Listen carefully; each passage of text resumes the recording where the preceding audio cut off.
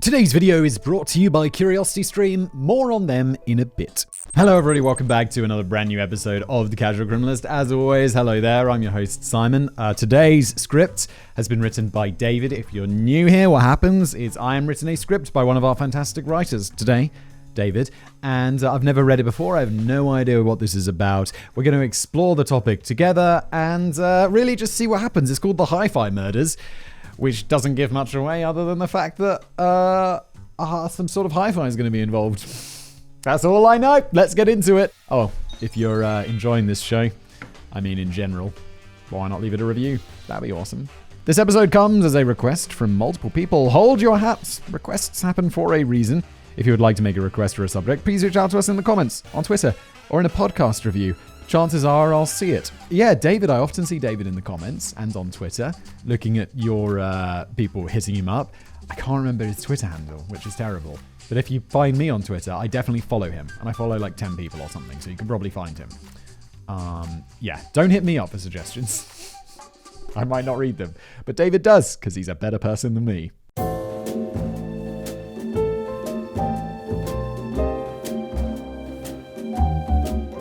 It's also worth pointing out that lately I've interviewed a fair few witnesses and perpetrators for various upcoming scripts. Oh my god, yes. There's a couple of scripts that I'm really looking forward to getting to, because David has been like putting his journalism hat on. It's pretty cool.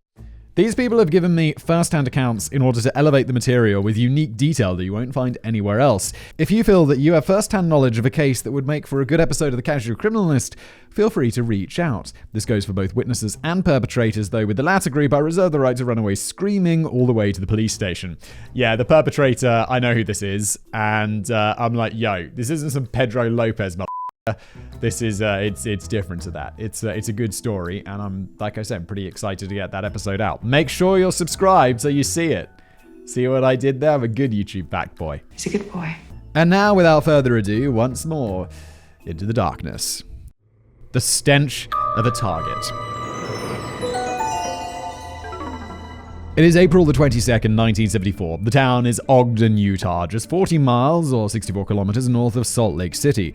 Ogden sits at the foot of the beautiful Wasatch Mountains and just astride the breathtaking Great Salt Lake. Combined with a temperate climate, all told, Ogden is a very picturesque part of the world to live in.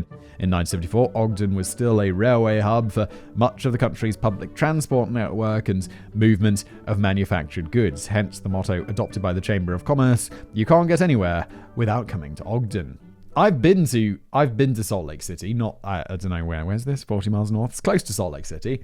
I was there for like half a day on a layover, and I was in a taxi, and it was my first experience with the American verbalism or way of saying, like, I know this is some specific parts of America, but whenever they say something sarcastic, they'll have to finish it off with a very, by saying not, which, struck me as quite strange. So they'd be like, yeah, the weather's really great today. Not. And I'd be like, why don't you just say it sarcastic? Like in the UK, we'd just be like, yeah, the weather's great today. And everyone knows that we're being sarcastic. Whereas in Salt Lake, this guy, and he was so sarcastic, but it was funny how often he was saying not.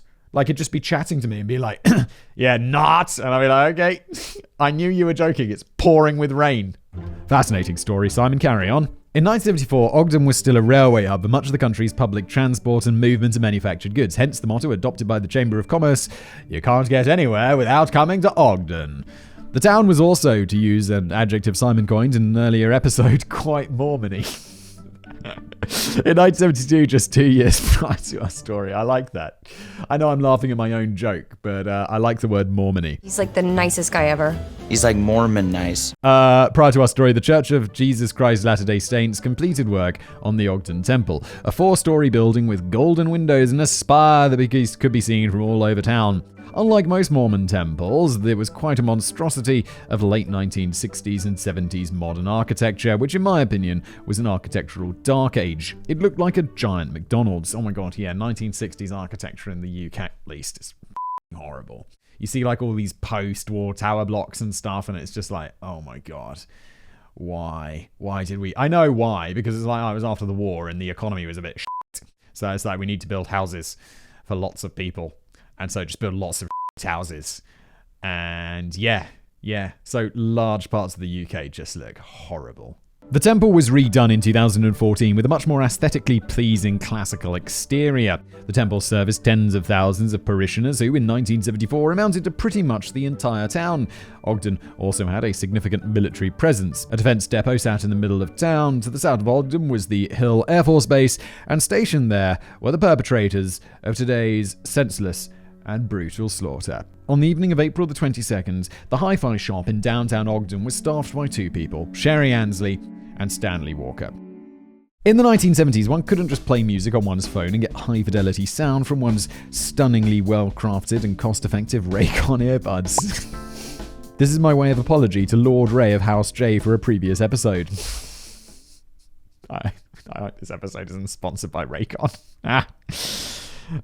Instead, in order to play music... I know they do sponsor. I don't know if they sponsor this show. Instead, in order to play musical records with high-fidelity sound, one needed to purchase a bunch of highly expensive and bulky equipment, which would take up a quarter of your living room. As such, a shop full of this equipment would make for quite the lucrative target for a heist, and that is precisely what the culprits in today's episode had in mind. They'd knock off the shop, load out all the equipment, ship it to a different state, and sell it on the black market. All told, the job stood to make the hi-fi bandits a great deal of money. The perpetrators also had one other stipulation for the heist, from which they would not swerve. They were not going to leave any witnesses alive. Why?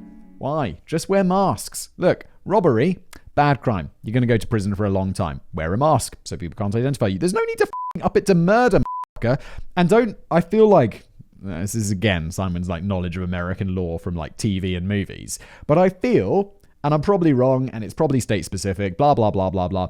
But if you do robbery and murder at the same time, for some reason, if you combine those crimes, they can give you the old needle in the arm, can't they? There's something that makes it more serious, like aggravated murder or some shit.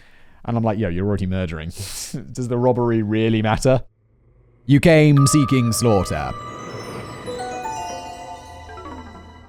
As evening fell on the town of Ogden, only 2 employees were left working at the hi-fi shop. As things wound down, they weren't expecting many customers. The lone salesman on duty, Stanley Walker, was 20 years old. He was tall, muscular, athletic, and handsome. So much so, he could be forgiven for the stereotypically bad 1970s haircut. All told, Stanley Walker was a model Utah citizen. He was a volunteer basketball coach. He was an activity coordinator for a local young men's club, the Mutual Improvement Association. I wonder what that club does.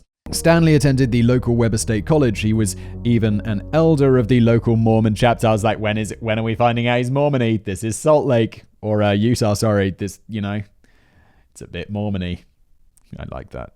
Which, despite the old foginess implied by the term, is a title frequently bestowed on young men if they've progressed through a certain degree of religious instruction and to become community leaders. Whatever your personal opinion of Mormonism, it's quite clear that Stanley Walker's was a good egg and a decent human being. I don't know much about Mormonism. I don't feel like Mormonism is Mormonism a thing in the UK? Are people Mormons? Who are the people who come to your house? They're annoying. Jehovah's Witnesses. JW.org. You're welcome for that free plug, JW. I only know it because where I go to get the tram to work in the morning, there's often a Jehovah's Witness stand. And they're just they've got their leaflets and stuff. And I'm no. I'm not even into regular religion. Do you think I'd be into more intense version of religion where I have to stand around and recruit people to religion? I mean, maybe one day when I find Jesus. Where is he? Working as a bookkeeper and a cashier at the hi-fi shop was Sherry Ansley, aged just 18. She attended Bonneville High School. This was Sherry's first week working at the store, a part-time job she'd gotten for a bit of pocket money. And with it being Utah in the 1970s, the young Sherry Ansley was already engaged to be married. The wedding was being held after graduation 4 months later in August 1974. I would have loved to have worked in a hi-fi shop. I worked in a few shops, and it was always supermarkets, and we'd sell boring like milk. Working in a hi-fi shop would be that'd be way better. There'd be all sorts of hi-fis. You can listen to music. You can learn about hi-fis and tell people about hi-fis. I'd like that job. Instead, I'd tell people about milk. So what sort of milk do you want? No one asks that. No one ever, I don't even know why I said that. It's just boring. Hi-fis would be, I don't know, it's because I like audio stuff. I recently bought a great pair of headphones. It's blowing my mind. A couple of months ago. And I just sit down and listen to music that I've listened to. And I've got one of those high fidelity streaming services called Tidal. And I'm oh my God.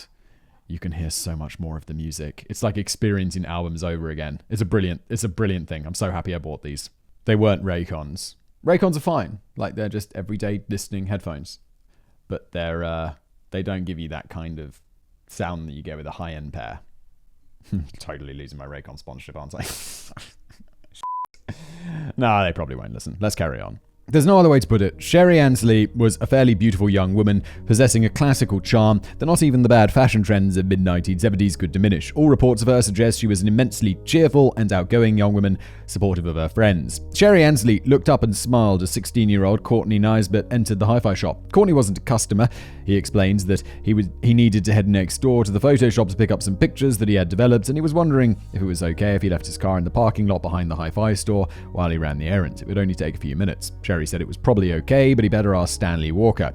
He did, and Stanley told him warmly that it would be perfectly fine. Courtney thanked them both and left. Courtney Nisbet was a student at Ogden High School where he excelled at science. He had what some people might call a baby face, which heightened his already obvious youth. But despite the outward look of innocence, Courtney also had a sharp look of intelligence in his eyes. After school, Courtney was training to be a pilot. Today, he had done his first solo flight where he took off and landed the plane without any assistance from his instructor. As per a tradition at flight school, after Courtney's successful landing, his instructor had cut off his shirt tails with a pair of scissors, essentially the back few inches of whatever shirt you might be wearing that day. The shirt tails were then tacked up on a bulletin board with the diagram of the runway on it, and also the make and model of the plane Courtney had flown. All told, Courtney had enjoyed a very good day. He was just picking up those photos before returning home to dinner with his family. David, I get the feeling that by the way you're setting this up and giving us all this story about these wonderful people who are at the hi-fi store, that these people are all going to get murdered. Which I don't like. It's like, you know, you're watching a TV show and there's that moment where they just do something. I don't know. I always point it out. Like, we'll just be watching some show and I'll be like, that person's going to die. Because they do that thing where they humanize them. It'll just be like, oh, they'll just talk about their family, like a random character, you know, he's not normally part of the plot. They'll talk about their family or their kids or something, and I'll just be like, that person's going to die. The script writers have just humanized that person, so we feel bad. We feel something when they die rather than just like random character we don't care about. I think that's what David's doing here, and I don't like it, David. I don't like it. Shortly after Courtney Nisbet exited the shop, 2 vans containing 6 men slowly drove past the hi-fi store at 2323 Washington Boulevard in the town of Ogden.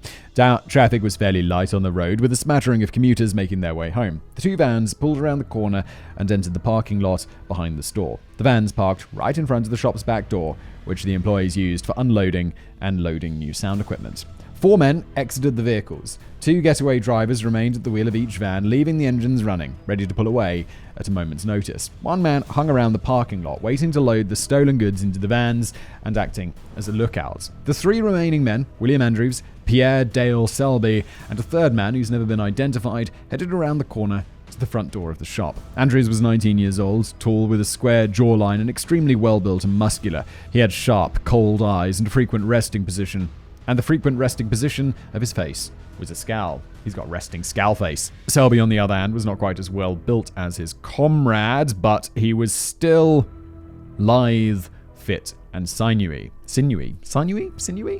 He had a receding hairline despite being 21 years old. Familiar. I don't think I was receding at 21, but from 22 to 23 to 25, it just all left. His eyes and expression have often been described as empty, soulless, and devoid of any sign of humanity. If you have previously listened to descriptions of psychopaths on the Casual Criminalist, this particular trait will already be dreadfully, hauntingly familiar to you. Yes. The young men had been contemplating the robbery at the hi-fi store for weeks, and now it was showtime. The only issue was not getting caught. The men were stationed at the local airbase outside of town, which gave them a bit of anonymity. Being 1974, any sort of security camera footage was unheard of. That left the witnesses in the store, whose testimony might help police track the men down. The solution was simple.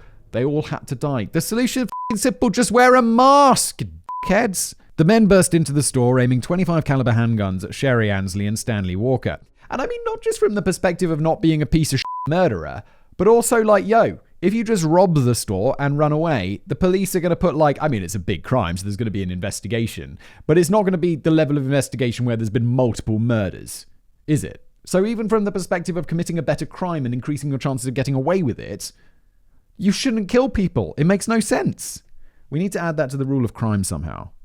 The two employees were marched into the storage basement of the hi-fi shop and had their arms and legs bound with rope. The two hostages were left lying on their stomachs on the floor of the basement while the three men headed upstairs. First, they emptied the cash register. Then they started heaving the expensive equipment towards the back door of the shop. Propping the loading door open, two men began loading the equipment onto the vans while two getaway drivers sat there at the ready. The two remaining gunmen, Andrews and Selby, remained in the store to continue moving the equipment. At this point, Courtney Naisbitt exited the front of the next-door photo shop onto Washington Boulevard.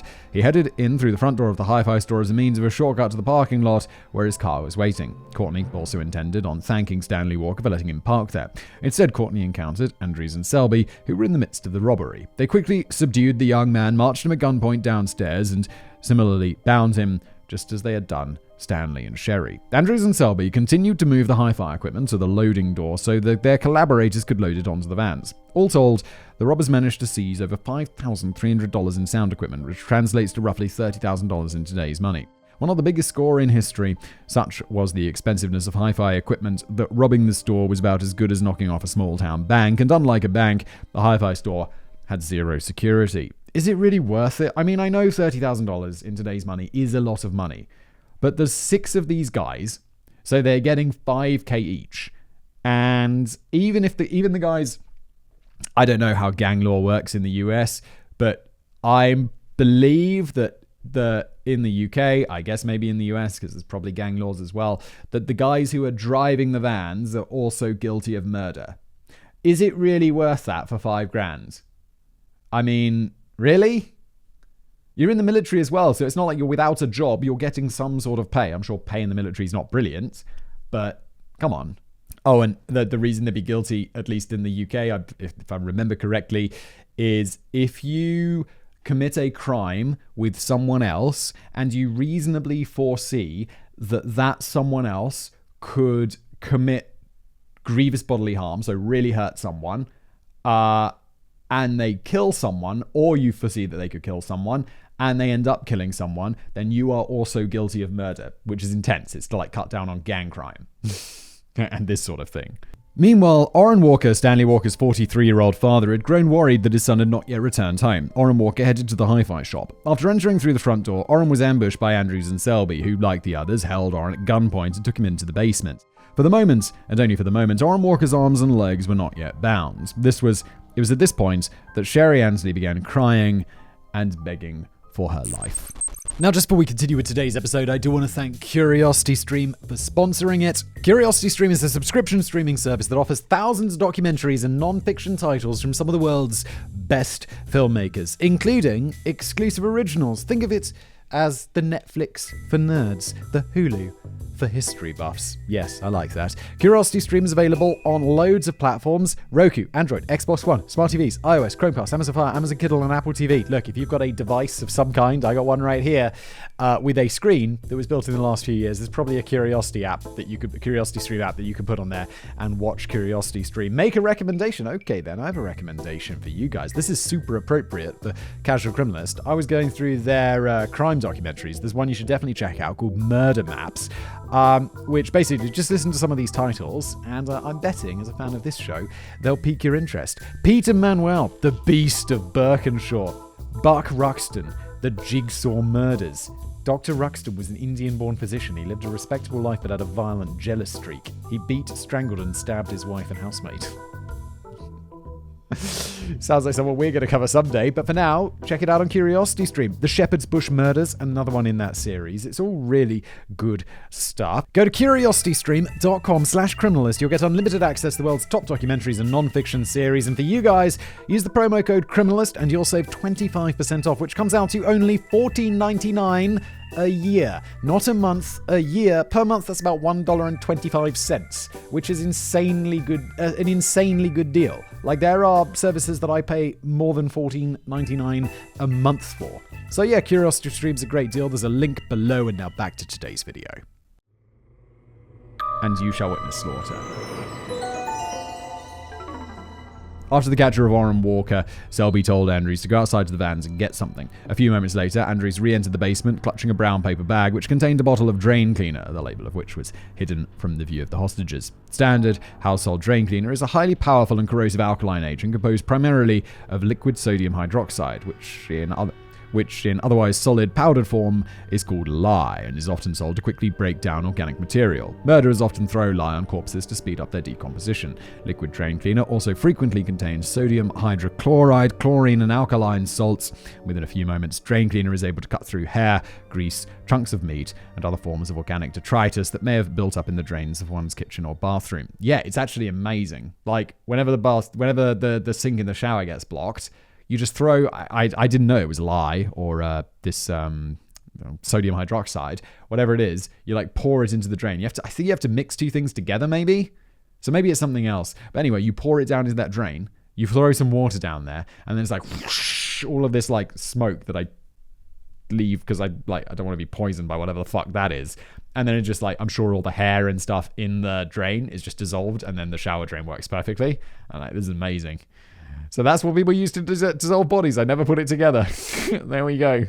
When using drain cleaner, one must be very careful to avoid letting the liquid come into contact with one's hands, clothes, mouth, or eyes, because if not immediately washed away, it can do severe and even permanent damage. Pierre Dale Selby had recently seen 1973's Magnum Force starring Clint Eastwood, in which a female victim was forced to drink from a bottle of drain cleaner, and she died almost immediately. To Selby's mind, this method of execution possessed a number of advantages. First, drain cleaner was easily procured. Second, it was supposedly quick. Third, quietly poisoning the hostages in the basement of the hi-fi shop was preferable to shooting them, since the latter method ran the risk of people on the street or in the next door photo shop hearing the gunshots and alerting the police.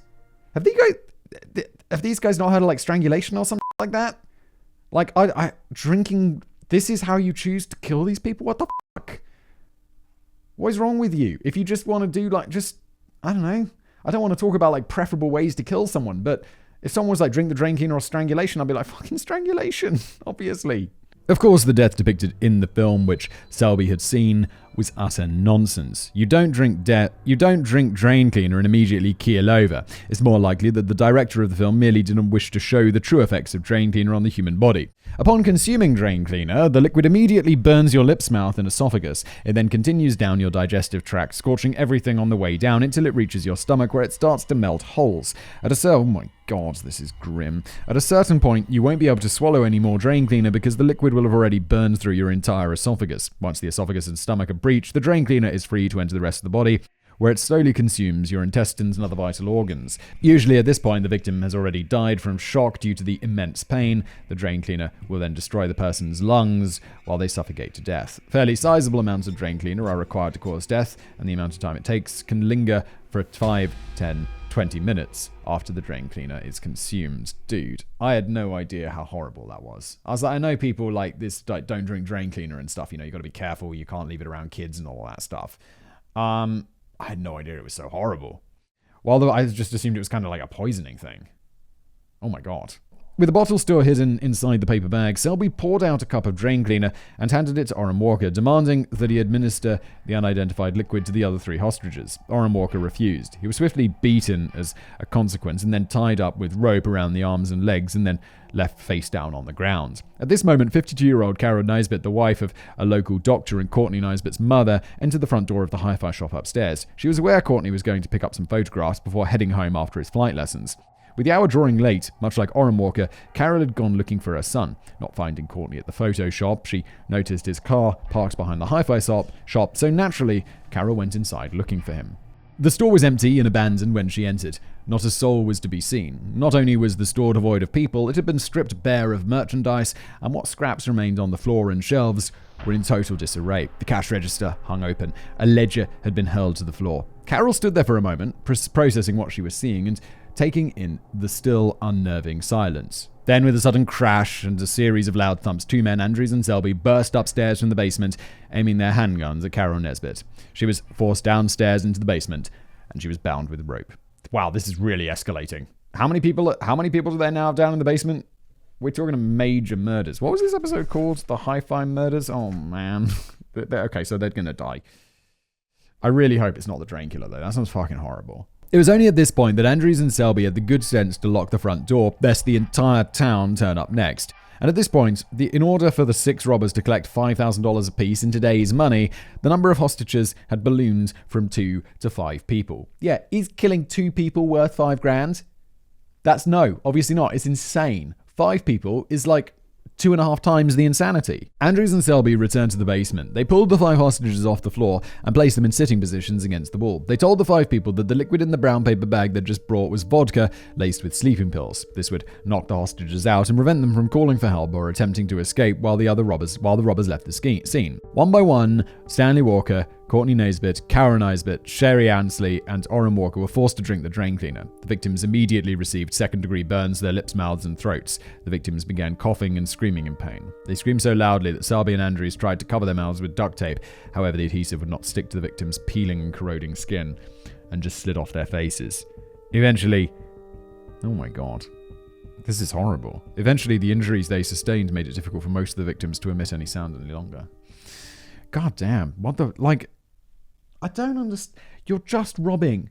You just are financially motivated. Why the fuck do you have to kill them in this horrible way? I guess they just really thought that it just works like poison in this movie. Holy shit. You fucks. Stanley, Courtney, and Carol went into shock and began convulsing. Sherry Ansley, in her emotional distress, appears to have coughed up much of the liquid without swallowing it, sparing her a great deal of internal damage beyond secondary-degree burns to her lips and mouth. After Ansley's turn had finished, she was still able to swallow with difficulty and was still able to speak. Meanwhile, when it came for Orrin Walker's turn to drink the liquid, having observed the liquid was not vodka and sleeping pills, but obviously some kind of corrosive material, Orrin let the liquid dribble out of his mouth and down his chin as he drank it without swallowing. He then mimicked the screams and convulsions of his fellow hostages. It was by this clever move that Orrin Walker avoided some fairly grim internal injuries. As 5 people lay there in agony, it slowly dawned on Selby that he had been led astray by the Clint Eastwood film he'd seen.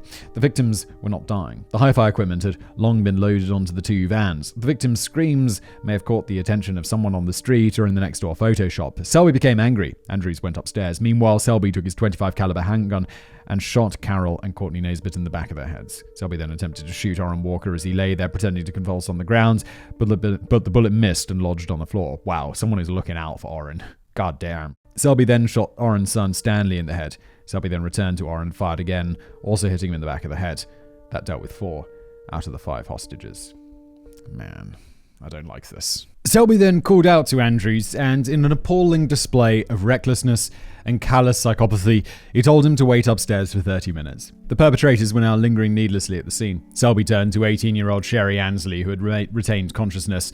Selby untied her, marched her at gunpoint to the far corner of the basement, and told her to remove her clothes. Selby then raped the victim.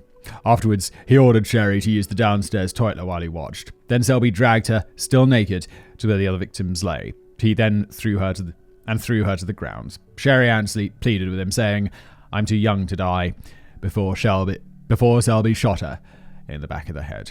Selby then called Andrews back down. This guy's a psycho. Selby then called Andrews back downstairs and noticed that Orrin Walker was still alive. The bullet had just grazed the back of his skull instead of killing him. The perpetrators were suddenly anxious not to let off another gunshot. It appeared that nobody had been alerted by the previous screaming and gunfire, and the men did not wish to tempt fate. Instead, Selby took a length of wire, climbed on top of Orrin Walker's back, and attempted to garrote the victim. However, Orrin struggled, and Selby was not able to exert the required amount of pressure to strangle Orrin to death. Instead, Selby grabbed a ballpoint pen and shoved it into Orrin Walker's ear. Selby then stomped the pen into Orrin's head No. Good lord. Instead, the pen broke in Orrin's eardrum and then angled downward, puncturing a hole in Orrin Walker's throat just below the corner of his jaw. Orrin was left to bleed out on the basement floor. Thereafter, Selby and Andrews headed upstairs, climbing into the waiting vehicles, and the 6 perpetrators finally, at long last, left the scene. I don't understand. Just wear fucking masks, motherfuckers. What the fuck? Vengeance of the survivors. Wasn't everyone dead? 3 hours later, Joyce Walker, the mother of Stanley and wife of Orrin, along with their son, Lynn Walker, arrived at the hi-fi shop. They had naturally grown worried about what their loved ones were doing. Looking at the shop window, they saw the place had been stripped bare. It was clear that a robbery had occurred. It was then that Lynn Walker heard sounds of groaning and yelling coming from within the shop. Lynn broke down the back door, while Joyce Walker went to a payphone to call the police. Stumbling down the stairs, Liam Walker discovered the bodies of 5 people. His father, Orrin, was gravely wounded but alive, having sustained burns to his mouth and chin, damage to his ear and throat, and a cut to the back of his head where the bullet had grazed him. He was making the noises that had been detected by his son. Stanley Walker, unfortunately, was dead from a single gunshot wound to the head. The town of Ogden had been robbed of a kind young man and a community leader. Sherry Ansley had similarly died from a gunshot wound. She was only 18 and was to be married a few months later. Carol Naisbitt, who had arrived at the hi-fi shop out of concern for her son, was taken by ambulance to St. Benedict's Hospital but was pronounced dead on arrival.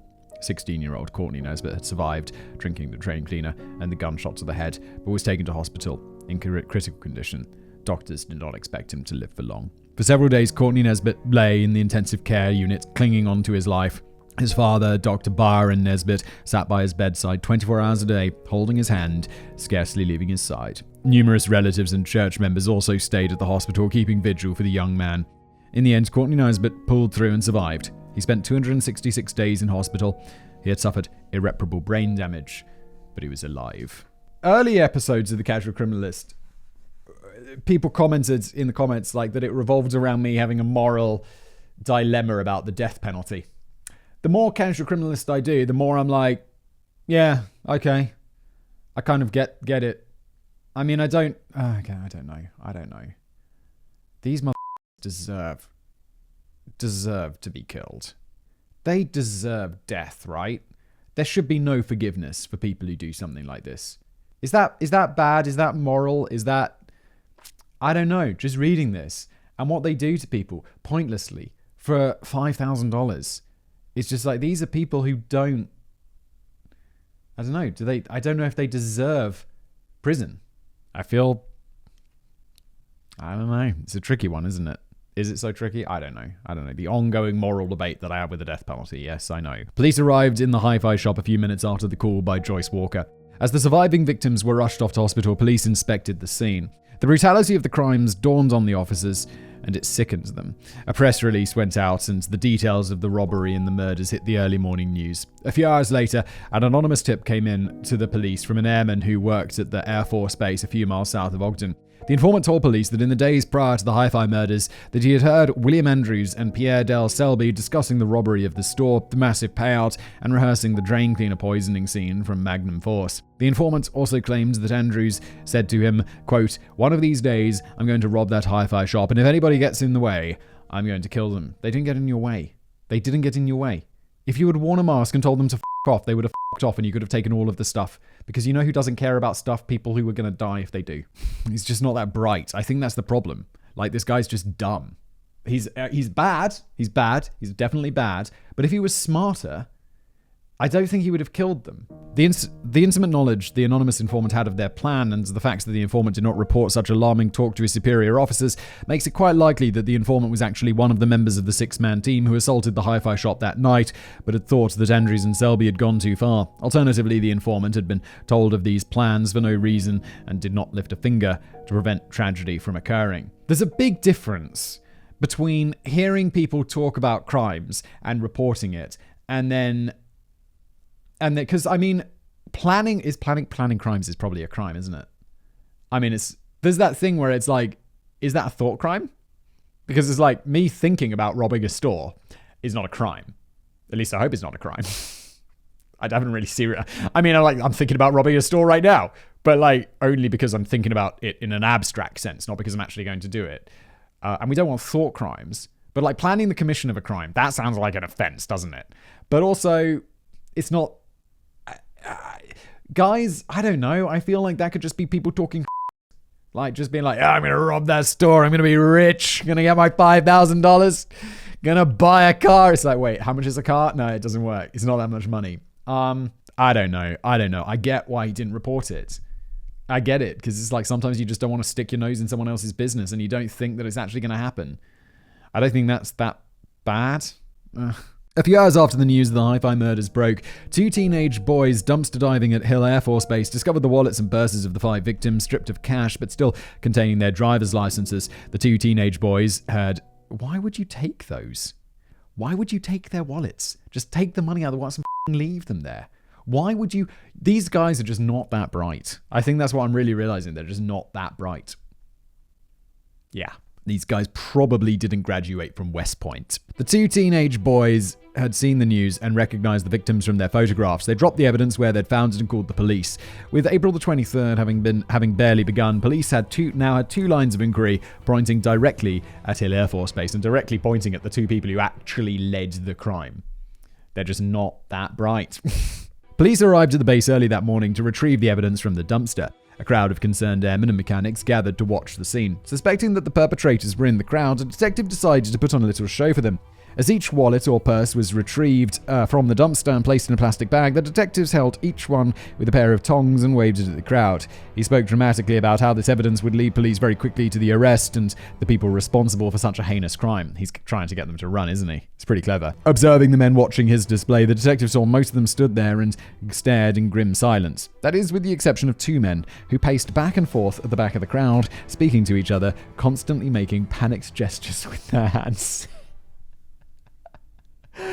Not only are these guys the worst human beings because of their fucking atrocious actions, but they're also just the worst criminals. Just dumb. Just really dumb. I kind of like how dumb they are because they're fucking horrible and they're stupid. Good lord. Could you be more obvious? The two men were approached and identified. It's been less than a day. As William Andrews and Pierre Dale Selby. Combined with the anonymous tip, the two men were arrested and detained on suspicion of murder. A third man, Keith Roberts, there's people alive, so they're going to identify them pretty quick, was arrested for under suspicion of being one of the getaway drivers. Selby, an Air Force mechanic, had priors. He was a prime suspect of the October the 5th, 1973 murder of Air Force Sergeant Edward Jefferson, but police had lacked evidence and Selby was never formally charged. A few months later, but he's still in the Air Force? I guess if it's like you're innocent because there's not... Yeah, you're innocent until proven guilty. So I was like, okay. But we kind of think he killed someone. Can't we at least fire him or like discharge him or something?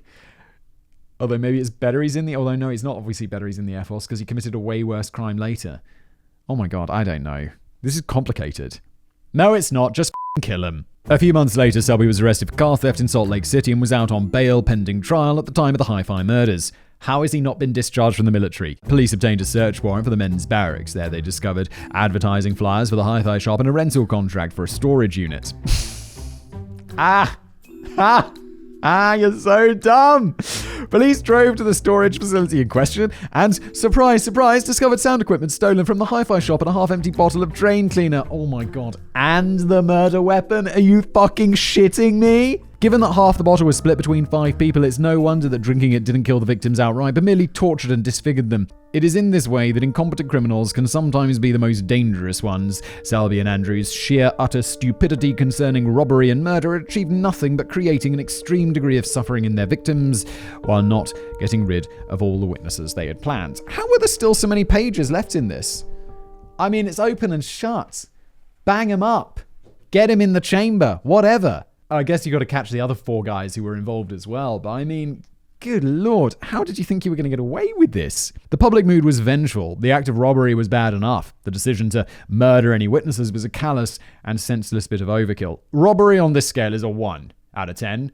The murder of these people is a 10. You tortured, raped, and murdered. Robbery in this thing, I don't even give a fuck about. I'll be like, okay, take all the shit. I don't care. I wouldn't even prosecute that. The other shit though, that is a 10. Literally, their method of execution was barbaric and ineffectual. Their efforts, in the end, were futile. By doing what they did, they had made sure that their robbery of the hi-fi store would guarantee a far worse penalty than the thieves would usually get. They weren't just bandits, they were sadistic murderers, and Utah had the death penalty. Uh-oh, boys, what have you done? All that planning, all that carnage for just a few $1,000. William Andrews, Pierre Selby, and Keith Roberts were tried for first-degree murder and robbery. At trial, Orrin Walker gave harrowing evidence where he recounted the torture and murder of his son in front of his eyes. Much of the events were reconstructed from Orrin's testimony, in addition to what Andrews and Selby admitted to under questioning. Courtney Nesbitt had been Courtney Nesbitt had sustained severe brain damage and had no memory of the robbery or anything that followed it. During the trial, it became established that William Andrews had devised the plan to rob the hi-fi store along with the idea of leaving no witnesses, and it was Pierre Selby who had acted as his enforcer. The two men had both forced 5 victims to drink drain cleaner, but it was Selby himself who carried out the 3 murders and the 2 attempted murders, along with the rape of Sherry Ansley before Selby executed her. Selby, man, you gotta get that. You gotta get that needle. It also soon became established at trial that the third defendant, Keith Roberts, had no connection to the murders in the basement, having only remained at the wheel of the getaway car while the store was robbed. And despite Andrews being the alleged mastermind of the crime, it was apparent that both Andrews and Roberts were frightened of Selby, whom the jury thought was clearly a violent psychopath. Yeah, I should point out, like, in this case, where this is just one of those things where it's like super open and shut. Selby's a psycho. He murdered and raped people as part of a robbery. In that case, it's like we know he is guilty. The problem that I never address in these casual criminalists with regard to the death penalty, and I know we're going back there again, and I'm sorry. I know, hit the comments, is we know. In all of these cases that we cover, we know. The problem is with the death penalty, like innocent people are executed on death row, which is insane. And that is the argument against it for me. Again, I'm not sure, but I've kind of come to the belief that I believe there are some crimes that people do deserve to be executed for. The problem is when it's not as open and shut, when it's not a casual criminalist episode, but it's crime that is less, it's when someone could be innocent. That's the problem, because I believe it's better for 10 people to go free who are guilty than 1 innocent person to be imprisoned. And I think that's kind of how the justice system is built in most countries, most places. And I think that's right. So that's an obviously added complicated factor rather than just being me like super pro death penalty. Let's see if we can not talk about this for the rest of today's episode. I'm sorry. In November 1974, the getaway driver Keith Roberts was declared of all murder charges and convicted of robbery. He was given 5 years to life and spent 13 years in prison before being released in 1987. He relocated to Oklahoma. 5 years later, on August 8, 1992, Roberts shot himself, unable to live with the guilt. Pierre Dale Selby was convicted on 3 counts of first-degree murder and 2 counts of robbery. He was handed 3 death sentences. He was not charged or convicted on the 2 attempted murders or causing grievous bodily harm. The death sentences. So Pierre was Pierre was Selby. That's Pierre Selby. So he was the really terrible dude. Good. He got 3 death penalties. He was not charged for grievous bodily harm, though? Really? The death sentences were considered enough to see justice done. Yeah, okay. It's like the robbery. Just fuck it. If we're going to get him 3 death sentences, it's enough. It's enough. He can only be dead once. William Andrews was also convicted on 3 counts of first-degree murder and 2 counts of robbery. Although he had not shot the victims himself, the prosecution argued that he did devise the plan to kill all the witnesses and had forced the victims to drink drain cleaner in an attempt to kill him. Just as a mob boss does not have to be the triggerman to go down for murder, Andrew Williams was considered to be just as complicit in the 3 deaths. Additionally, Andrews had voluntarily left the basement and waited upstairs while Selby executed or attempted to execute 4 of the 5 hostages, and then raped and murdered Sherry Ansley. Then Andrews came back downstairs for the second attempted murder of Orrin Walker, showing complicity with and demonstrating no resistance to Selby's brutal slayings. As a result, William Andrews was also handed 3 death sentences. It is vital at this juncture to reflect whether you think that 3 death sentences for Selby and Andrews reflect the severity of their crimes. Consider also that the death penalty is part of Utah law. Orrin Walker grieved the loss of his son and lived the rest of his life making few comments to the press. He died on June 4th, 2000, aged 69. Courtney Nesbitt was released from hospital in late 1974. After a great deal of struggle and perseverance, Courtney managed to graduate from high school and pass his pilot's exam. Unfortunately, due to his brain damage and chronic pain, Courtney dropped out of college and could not keep a regular job, and he spent the rest of his life on disability support. In 1985, Courtney married Catherine Hunter. Courtney died June 4th, 2002. Age only 44. The twist. I've not mentioned this so far in the script, Simon, but the perpetrators of the hi-fi murders were black. Soon after, I am reading this whole script, and it's just white dudes in my mind. Is that right? I don't know if that's... I guess that's less racist than if I'm... Let's just not comment on this. Let's just get a bit more deep into it. Soon after their convictions for murder, both Selby and Andrews started making allegations that they had received an unfair trial due to systemic racism in the Utah judicial system, and even alleged that if they had been white men convicted of the same crimes, they would have given life imprisonment rather than 3 death sentences. Look, I just read this whole thing assuming these were white dudes. These deserve to be killed. Oh my god, I don't know. This is complicated. No, it's not. Just kill him. Bang him up. Get him in the chamber. Whatever. So, and I'll be like, no, boys. Oh god, is it because I'm white? I don't know. Oh shit, we're getting... I don't know. This is complicated. Wait, I'm a white dude thinking that these white dudes should get killed. Even if I was a racist, then I'd no, because I'm not a racist. So, oh god, it's gone. David, why'd you do this to me? Because it's funny. I mean, it's also complicated. Of course, there's systemic racism in the US, and I'm sure beyond the US justice system. I mean, black people are way more likely to get, statistically, right? Way more likely to get convicted of the same crime than a white dude, which is fucked up. Further, Andrews maintained that since he had not carried out any of the actual murders himself, that it was racism which had gotten him sentenced to death. I wonder, Simon, if these revelations change your opinion at all on the sentencing of Andrews and Selby from just a few paragraphs ago. Were you okay with the death sentences, or were you already leaning towards life imprisonment? I mean, I don't know about the second guy. For Selby, I was like, yeah, that guy, I was pretty sold on the death penalty. For the second guy, I didn't comment, which is mostly because I said I wasn't going to talk about the death penalty more. Here we are. But I felt maybe we should push that towards more life imprisonment, because he didn't actually kill anybody, technically. I don't know where I stand. I still believe Selby... I mean, I felt really comfortable with him getting the death penalty, and I don't think that the color of his skin should change my opinion on that, frankly. Unless there was racism in the system, but I haven't seen any evidence of that in this case, other than the obvious built-in racism that exists. But on the prima facie, this guy did these horrible crimes that I think a person should be killed for. I guess. Oh my god, this is morally complex. And could I also pose the same question to the podcast listening audience? The YouTube audience may already have been aware of Andrews and Selby's ethnicity, depending on whether Jen posted their photos earlier in the episode. No, I didn't. Oh my god, that's so true. The people listening, if you don't know these crimes, people listening to this show and people watching this show are going to have a different experience, which is crazy. But it also allows an opportunity for an honest question. Would you have gladly seen these men, regardless of their ethnicity, sentenced to death in Utah, given the nature of the hi-fi murders? Or despite Utah's legal code, would you have preferred life sentences, regardless of their ethnicity? Like so many questions, there's no clear correct answer, and we shall see if your opinion changes as we dig into the context and what Andrews and Selby alleged about the trial.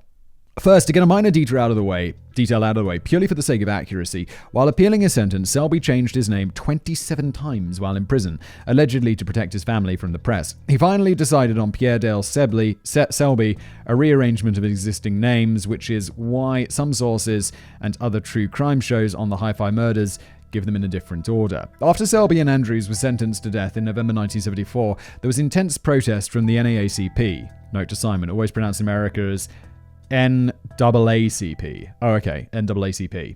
Sorry. Or for people not from America or familiar with its politics, the National Association for the Advancement of Colored People, founded in 1909, in case anyone was curious about the phrasing used in the name. Yeah, okay. I was like, wait, the National Advancement for the Association of Colored People has colored people in its name? Don't think that's okay. The NAACP was joined by Amnesty International, a prominent international human rights non-governmental organization, which also began campaigning on Selby and Andrews' behalf. The major bone of contention. This is, okay, fine, you can do all of this to investigate whether there was racism in the verdicts and the sentencing and all of this stuff. Yeah, okay, great. The major bone of contention for both organizations was that Selby and Andrews were both black and the victims were all white. And most crucially, it's going to be the jury's going to be just all white people from Utah. Was that the jury found them guilty were all white. Amnesty International claimed that the only black member of the jury pool was dismissed by the prosecution during jury selection, and they initially cited racial bias. It was later revealed that the black jury candidate was a police officer who personally knew, quote, just about everybody tied to the case. Yeah, I think you'd be pretty okay with that dude on your jury. Also for context, if you want, as a prosecutor. Also for context, the local population at the time was 2% black, otherwise being overwhelmingly white and Hispanic, 80% and 15% respectively. as a source for jury selection. And at the time, the American judicial system had no policies for ensuring a balance of ethnicities on the jury in, quote, racially sensitive cases, as some courts in the US have adopted and continue to practice today. Yeah, it's jury of your peers, right?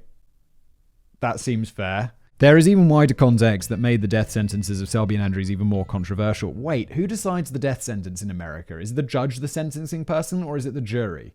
I feel for death sentences it might be the jury. Across the Western world for the past few decades, numerous countries had abolished the death penalty, as did a large number of US states on an individual basis. Then in a landmark case, Vernon and Georgia in 1972, just 2 years prior to the Hi-Fi murders, the United States Supreme Court struck down the death penalty, citing that it violated the 8th and 14th Amendments. The 8th Amendment vaguely prescribed cruel and unusual punishment, and the 14th Amendment demanded equal treatment for all citizens under the law.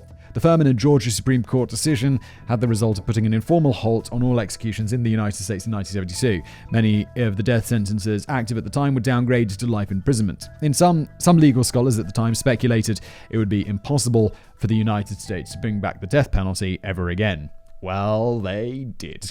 Nevertheless, in January 1973, the Utah legislature passed its own statute that independently brought back the death penalty to the state, regardless of the federal decision.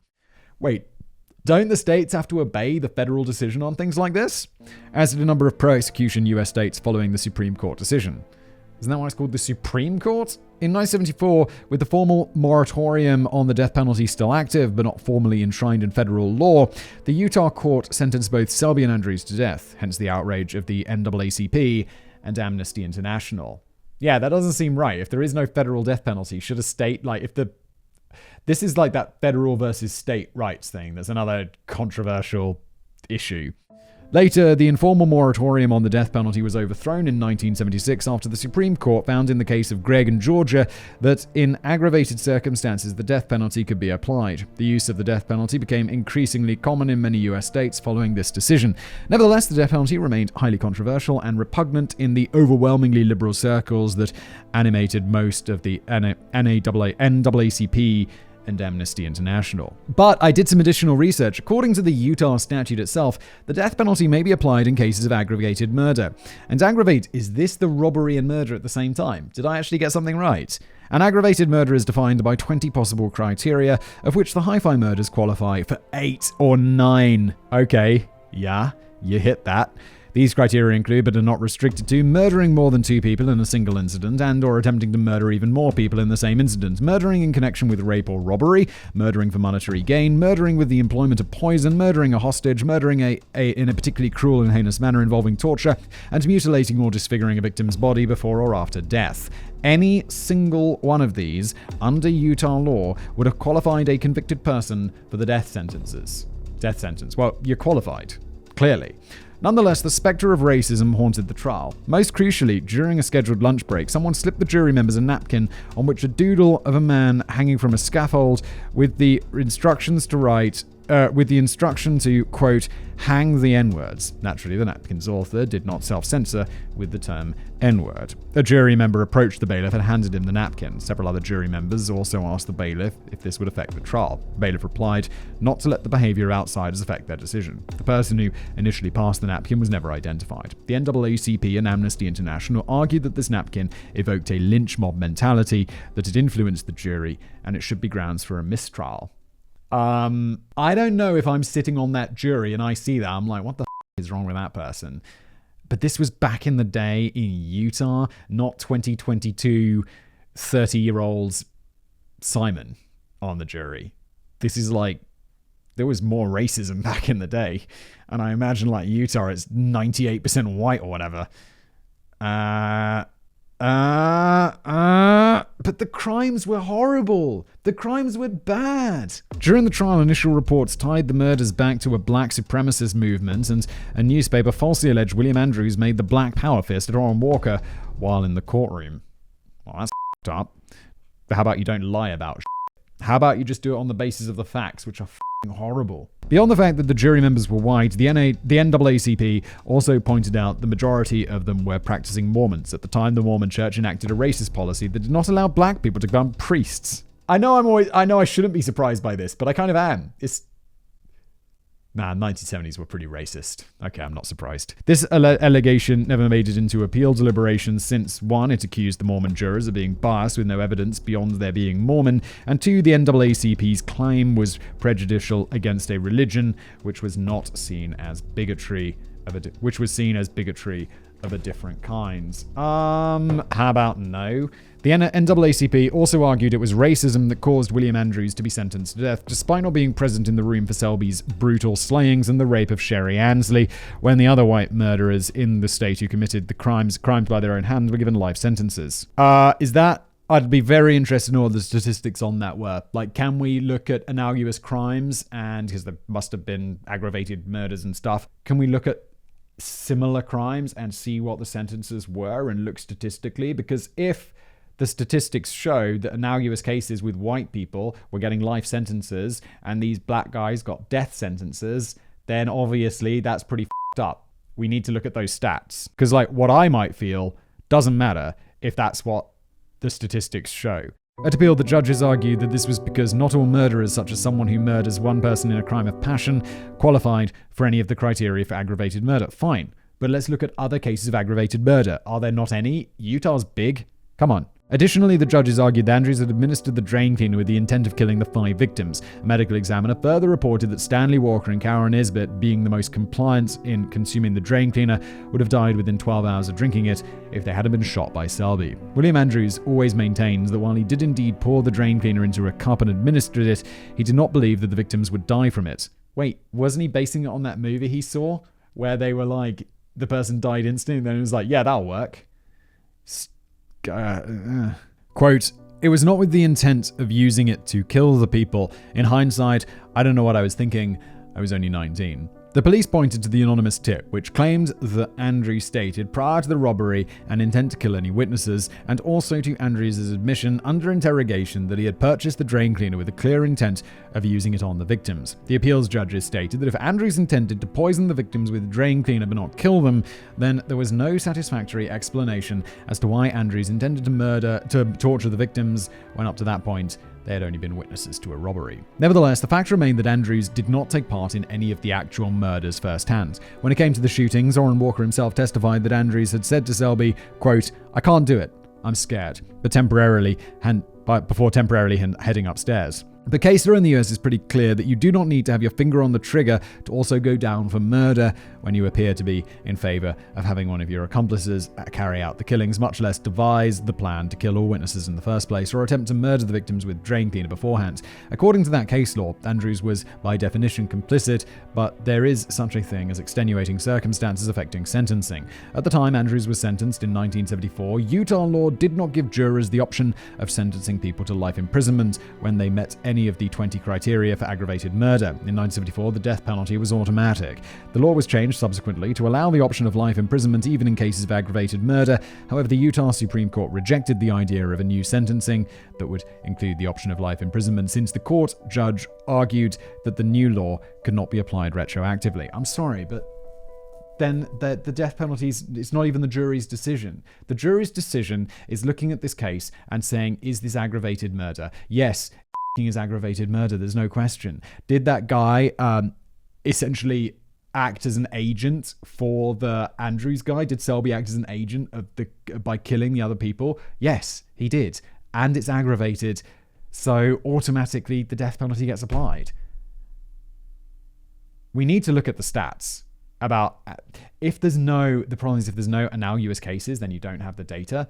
But it seems like this is a very logical progression of the law. Meanwhile, the appeal of Pierre Dale Selby against his death sentence claimed that the Utah statute shifted the burden of proof onto the defendant to prove that while committing the murders, he did not qualify for any of the 20 criteria. The U.S. Court of Appeals... Selby? Didn't qualify for any of the 20 criteria? Are you smoking crack? Of course he qualified for the criteria. There were many criteria, and he met like 8 or 9 of them. What the which lawyer was this arguing this? What are you smoking? The US Court of Appeals rejected this argument since the prosecution itself proved that Selby qualified for numerous criteria and the defendant did not have to prove otherwise. Selby also argued that the Fifth Amendment right was against self-incrimination had been violated when he had not been formally advised he had the right to remain silent, and was examined by psychiatrist Dr. Lewis Munch when determining whether Selby was sane and fit to stand trial. Selby had instead responded to Munch's questions. However, Munch gave no testimony that incriminated Selby. All Munch said was that he was fit to stand trial. After more than 13 years and dozens of appeals, the death sentences held for both Selby and Andrews. No closure, only death.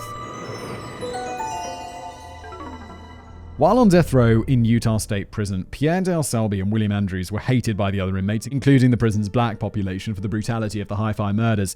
In 1977, another death row inmate, Gary Gilmore, was convicted of 2 murders and was the first person to be executed following the end of the moratorium on the death penalty. Reportedly, he yelled at Selby and Andrews on the way to his execution chamber, either "I'll see you in hell" or "Adios, I'll be seeing you directly." In the initial years following their convictions, both Selby and Andrews had to fight against getting executed by firing squad. What? 1977? I mean, it seems... I'm alarmed and shocked because that I thought firing squad? But also, if someone was like lethal injection or firing squad, I'd probably choose firing squad. Because, I don't know, I saw those news articles where that lethal injection goes wrong.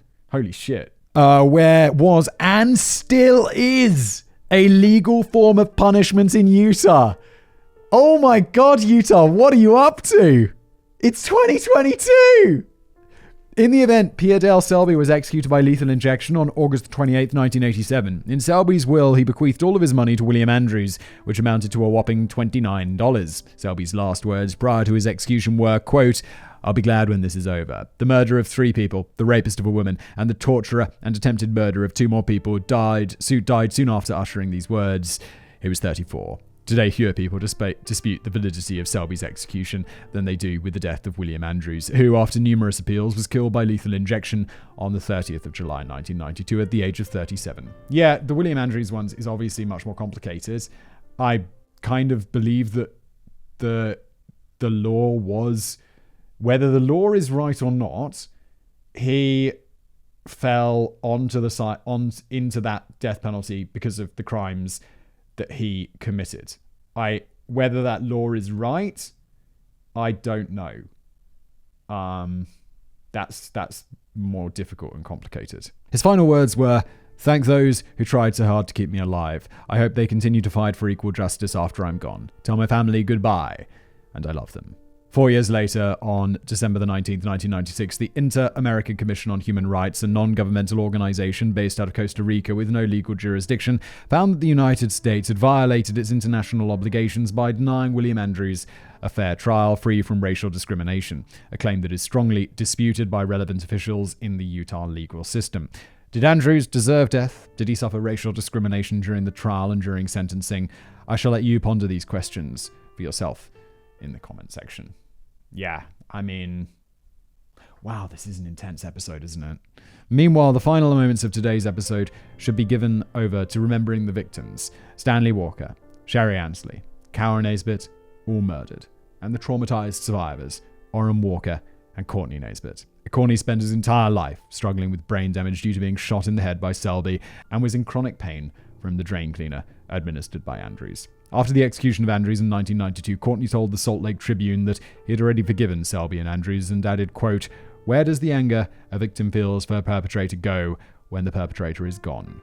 Courtney died 10 years after Andrews in 2002 at the age of 44, his life cut short by decades-long illnesses caused by his attempted murder on one horrible night on the 22nd of April, 1974. Dismembered appendices. The Hi-Fi murders were explored in a 1982 book by Gary Kinder and was depicted in a TV movie, Aftermath, A Test of Love, in 1991. Beyond that, the story has rarely been touched on by Hollywood, possibly due to the racial controversy, and is also surprisingly under-examined by many true crime channels, despite the incident's public notoriety.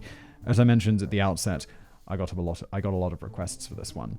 Number 2. Only a few months before the Hi-Fi murders, Pierre Dale Selby was a prime suspect in another murder investigation. Shortly after joining the United States Air Force and being posted at Hill Air Force Base as a helicopter mechanic, Selby befriended Sergeant Edward Jefferson. On October 1st, 1973, Selby was at Jefferson's apartment taping music when Jefferson found that his car keys were missing. Jefferson and Selby searched the apartment but could not find them. A few hours later, someone had taken the car keys to the base for duplication, signing the name as Curtis Alexander. Selby returned to Jefferson's apartment and the next day miraculously found the keys there. Jefferson became suspicious of Selby and accused him of theft while changing the locks on his apartment and to his car ignition. Then, sometime between the hours of 10 p.m. and 4 a.m. on the night of October the 4th and 5th, Jefferson was murdered by having a bayonet lodged in his face so deep that only the handle could be seen. Good Lord. While Selby was strongly suspected, police did not have enough evidence to lay charges on him for Jefferson's murder. Number 3. William Andrews and Pierre Dale Selby became close friends while serving at Hill Air Force Base in 1973 and 1974, and these men became part of a larger circle of associates who would frequently be in each other's company. In March 1974, after Selby was out on bail for a Salt Lake City car theft, Andrews and Selby filed the papers to begin the process of leaving the Air Force. Police had alleged that Selby probably had the intention of skipping his trial, and that Selby and Andrews, along with their other associates, had decided on transitioning to criminal careers, of which the Hi-Fi murders were only to be the first step. Number 4. Although William Andrews, Pierre Dale Selby, and Keith Roberts, one of the getaway drivers, were caught and convicted for the Hi-Fi murders, none of the other 3 men in the 6-man team, which knocked off the Hi-Fi shop that night, were ever identified and brought to justice.